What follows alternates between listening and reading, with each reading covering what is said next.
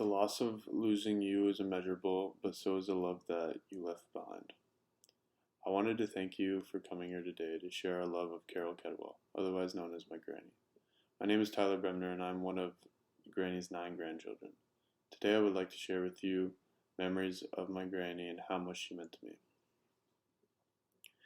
Even though we live miles apart from each other in different countries, my granny has always been so close to me. Although she was afraid of flying, she got on a plane to come to California several times throughout my life. When she came to visit, she loved the ocean. She loved the warm breeze and salty air.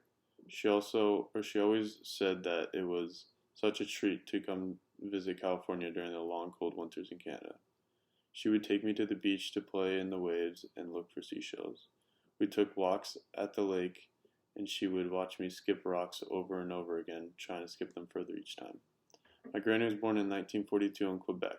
She grew up in Vancouver but settled in Ontario to raise her family. Granny loved cooking and baking and hosting Christmas dinners with our large extended family. Family was everything to her. She dedicated her life to 6 children and her grandchildren. My granny was an amazing artist and master quilter.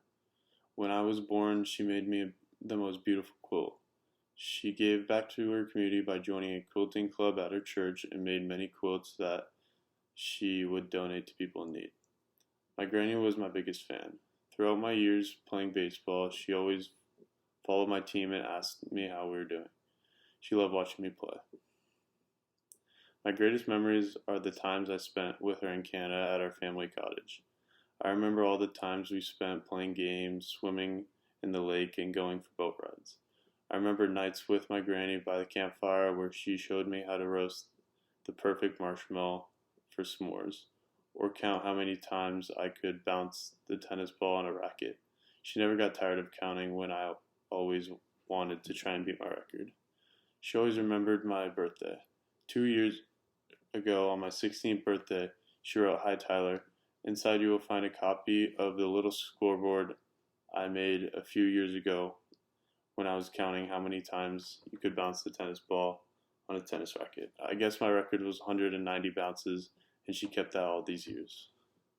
When my mom told me Granny was sick with cancer, it didn't seem real. And most of the time, it still doesn't seem real. I miss her so much. My granny was such an important part of my life. She showed me the love of family and how important it is to give back to the community.